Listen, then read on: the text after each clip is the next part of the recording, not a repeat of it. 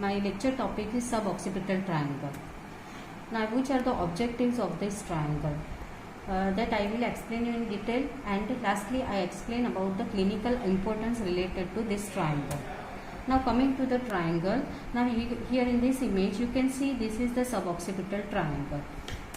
Now which are the extension of this triangle? Now this triangle extends from the inferior knuckle line. Here you can see this is the superior knuckle line and this one is the inferior knuckle line. So it extends from the inferior knuckle line to the spine of the atlas and axis vertebrae, and laterally it extends up to the transverse process of the atlas and axis vertebrae up to the mastoid process. Okay. Now coming to the which are the layers of the back of the neck. These are the skin, then superficial fascia, deep fascia and the muscles. Now first I am explaining about the back of the neck muscle. It is divided into the two groups, superficial group and the deep group. Now as you know, these are the superficial group which you have already learned in the upper limb. These are the trapezius, levator scapulae, rhomboides minor, major and the latissimus dorsi. Now deep group of the muscle include the semispinalis capitis, splenius capitis, longissimus, splenius cervicis and the suboccipital muscle. Now here you can see this is the suboccipital triangle. This is the location of the suboccipital triangle. Before I go to the triangle, I explain about the various muscle of the suboccipital region. Now first about the rectus capitis posterior major muscle.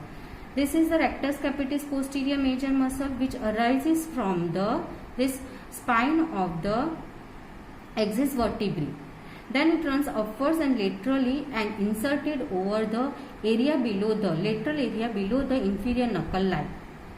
Now the second muscle is rectus capitis posterior minor muscle which arises from the tubercle of the atlas vertebrae and inserted over the medial area below the inferior knuckle line. Third muscle, that is oblique capitis superior muscle which arises from the transverse process of atlas vertebrae and inserted over the area between the superior and the inferior knuckle line. Now this is the oblique capitis inferior muscle which arises from the spine of this axis vertebrae and inserted over the transverse process of the atlas vertebrae.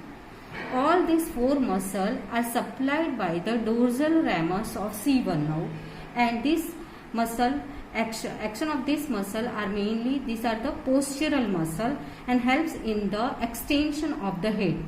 This muscle helps in the extension of the head. Okay. Now coming to the boundary of the suboccipital triangle. Now this here in this figure you can see this is the supromedial boundary. This is the suprolateral boundary. Okay, and then this is the inferiorly. So supromedially it is formed by the rectus capitis superior major muscle, rectus capitis posterior major and rectus capitis posterior minor muscle. Okay, these two muscle forming the supromedial boundary. Now supralaterally it is formed by the oblique capitis superior muscle and inferiorly it is formed by the rectus capitis oblique capitis inferior muscle. Okay. So here you can see this is the supromedial boundary which is formed by the rectus capitis posterior major and minor muscle. Supralaterally it is formed by the oblique capitis superior muscle and inferiorly it is formed by the oblique capitis inferior muscle. Same this muscle are showing here. Rectus capitis posterior major and minor muscle forming the supromedial boundary. Supralaterally it is formed by the superior oblique capitis muscle and inferiorly it is formed by the oblique capitis inferior muscle. Okay. Now coming to the roof. Roof that is formed medially by the semispinalis capitis and laterally it is formed by the longissimus capitis and sometimes splenius capitis. Okay. Now coming to the floor of the triangle. Floor of the triangle, it is formed by the posterior arch of the atlas. See here this is the atlas vertebrae. Okay, this is the posterior tubercle of the atlas and this is the arch of the atlas. So this arch and the posterior atlanto-occipital membrane forms the floor of the triangle. Now coming to the contents of the triangle. Now in this image you can see this is the triangle. Main contents are the third part of the vertebral artery, then dorsal ramus of the C1 and the suboccipital venous plexus. Now I am explaining all the contents one by one. Now first about the vertebral artery. Here in this image you can see this is the vertebral artery, third part of the vertebral artery, which you can see in the suboccipital triangle. Now this is the vertebral artery which arises from the first part of the subclavian artery. Now this first part runs in the neck, then the second part which passes through the foramen transversorium of the upper 6 cervical vertebrae. Third part of the vertebral artery which passes along the foramen transversorium of the C1 vertebrae and passes through the posterior arch of the atlas, and then the fourth part which passes through the foramen magnum to reach up to the brain. Okay. Now in the suboccipital triangle, the artery is separated from the posterior arch of the atlas by the C1 nerves and its ventral and the dorsal rami. It leaves the triangle by passing along the lateral border of the posterior atlanto-occipital membrane. Okay. Now the second content, that is a dorsal ramus of the C1. So here you can see this is the C1 nerves. Now the C1 nerves, it is divided into ventral and the dorsal rami. Here it lies between the posterior arch of the atlas vertebrae and this third part of the vertebral artery. This dorsal ramus of the C1 supply the suboccipital muscle as well as the semispinalis capitis. It gives the anastomotic branch which gives anastomosis with the greater occipital nerve. This branch which supply this oblique capitis inferior muscle. Now the another content, that is a greater occipital nerve. This is greater occipital nerve which arises from the medial branch of the dorsal ramus of the C2 nerve.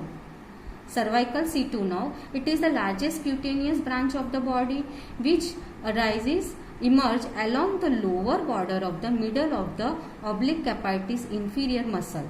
Then it runs upwards and crosses the suboccipital triangle obliquely. Reach up to the semispinalis capitis. Here it pierces the semispinalis capitis and the trapezius muscle and lies along the 2.5 cm lateral to the midline. This greater occipital nerve supply the muscle of this semispinalis capitis and the skin over the back of the head up to the vertex. Okay. Now the another content, that is here you can see this is the occipital artery. Now occipital artery which arises from the external carotid artery opposite the facial artery. It passes along beneath the posterior belly of the digastric muscle. It crosses the carotid sheath, hypoglossal nerve, accessory nerve and passes deep to this mastoid process and muscle attached to it. Then it runs upwards and medially and crosses this superior oblique capitis muscle and the semispinalis capitis and lie along the lateral side of the greater occipital nerve. It gives muscular branches, mastoid branches and meningeal branches. It gives an anastomotic branch which anastomoses with the deep cervical artery also. Now coming to the another content, that is a suboccipital venous plexus. This is the suboccipital venous plexus which drain the emissary vein, then occipital vein, muscular veins, and ultimately this vein drains into the deep cervical vein and the vertebral plexus of the vein. Okay. Now last point is about the applied aspect. So what is cisternal puncture? Why it is done? So when the lumbar puncture fails, the cisternal puncture is done to drain the CSF fluid. For this procedure, patient is asked to sit with a flexed neck, and then the needle is inserted, which passes through the this suboccipital triangle to reach up to the posterior atlanto-occipital membrane. It pierces the membrane and reach up to this cerebellomedullary system, and here the CSF should be drained out. Okay. Thank you.